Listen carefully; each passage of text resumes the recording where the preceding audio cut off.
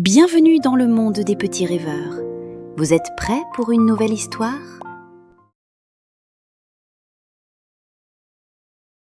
Les enfants qui ont sauvé la nuit de Noël. Il existe, quelque part dans le monde, une horloge que l'on ne remarque presque jamais. Elle ne brille pas plus que les autres, elle ne sonne pas plus fort, mais c'est elle qui, chaque année, ouvre la porte de la nuit de Noël. Cette nuit-là, pourtant, l'horloge décida de ne plus avancer. Nolan courait, il courait toujours, dans la rue, dans sa tête, dans ses idées. Il avait promis d'être à l'heure pour accrocher l'étoile au sapin, mais il s'était arrêté pour tout. Un flocon parfait, une vitrine lumineuse, un chat avec une clochette autour du cou. « Nolan !» appela sa sœur. « On va encore être en retard !» Kim marchait derrière lui. Elle ne courait pas, elle regardait. Elle observait la neige tomber comme si elle avait quelque chose à dire. « Écoute » murmura-t-elle. « Écoutez quoi ?» demanda Nolan en repartant. Kim leva les yeux vers la place des neiges. La grande horloge était là, silencieuse, trop silencieuse. « Nolan, elle s'est arrêtée !» Les aiguilles étaient figées. Les lumières du village semblaient suspendues. Même le vent hésitait à souffler. « Si l'horloge ne sonne pas minuit, » souffla Nolan. « Le Père Noël ne pourra pas partir, » termina Kim. La porte de la tour était entr'ouverte. Un choix. Une seconde. Nolan posa déjà le pied à l'intérieur. Kim resta immobile. « Nolan, on n'entre pas en courant ici. » Il s'arrêta pour la première fois. La tour respirait. Pas comme une machine, comme un être fatigué. Enfin, des enfants qui ne font pas semblant d'écouter.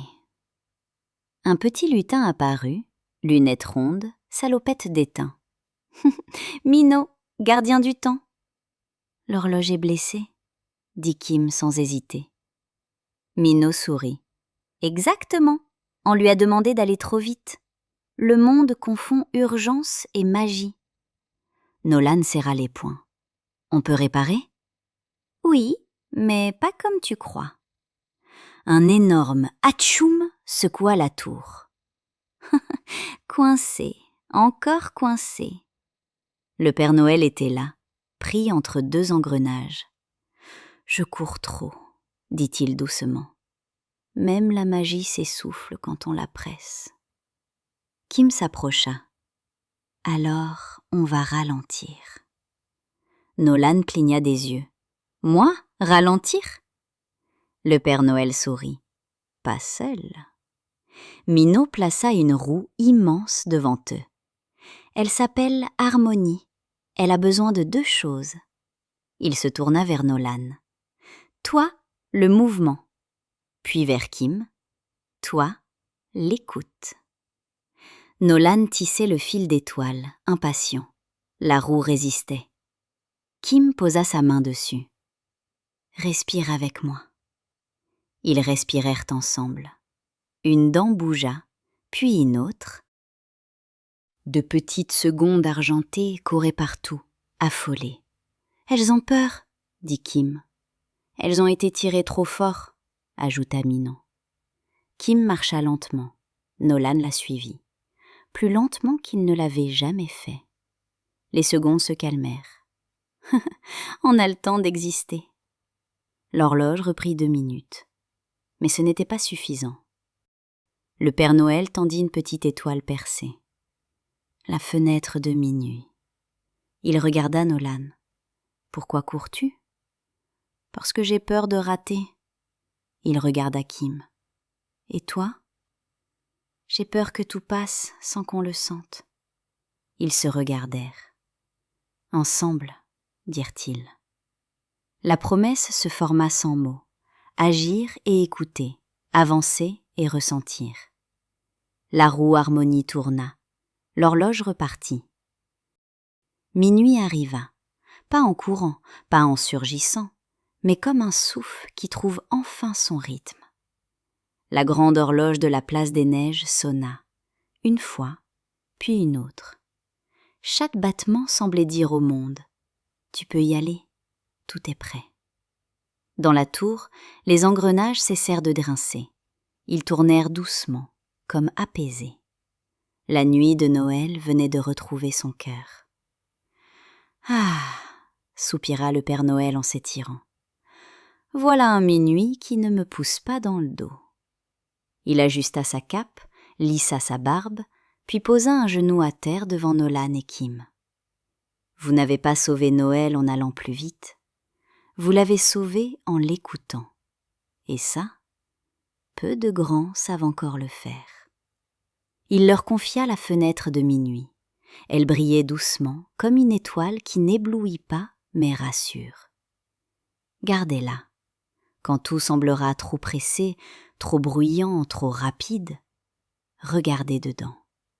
Au dehors, le traîneau attendait déjà. Les rennes frappaient le sol, impatients mais sages. Les clochettes tintaient juste ce qu'il fallait. Le Père Noël leva la main, puis il disparut dans le ciel, laissant derrière lui une traînée de lumière calme, presque silencieuse. Nolan et Kim descendirent la tour. Cette fois, Nolan ne courait pas. Kim ne le retenait plus. Ils marchaient ensemble. Arrivés à la maison, le salon brillait doucement. Le sapin attendait encore son étoile. Sans se presser, Nolan la posa, Kim ajusta la branche. Au même instant, l'horloge sonna minuit une dernière fois. « Joyeux Noël » murmura leur maman. Nolan sentit quelque chose changer en lui. Le monde n'allait pas moins vite, mais lui, il savait maintenant comment l'habiter. Kim serra la fenêtre de minuit contre elle. « Tu entends ?» dit-elle. « Quoi ? Le silence, il est beau. » Dehors, le village s'animait doucement. Des rires, des pas feutrés dans la neige, des lumières derrière les fenêtres. La nuit de Noël avançait, paisible, confiante. Et pour la première fois depuis longtemps, le temps ne courait pas. Il respirait. La magie ne vit pas dans les secondes qui passent, mais dans celles que l'on choisit de ressentir. Quand on ralentit, quand on écoute, quand on partage le même instant, alors même le temps accepte de s'arrêter pour nous laisser rêver. Bonne nuit mes petits rêveurs, et surtout, joyeux Noël à tous. Merci d'avoir rêvé avec nous.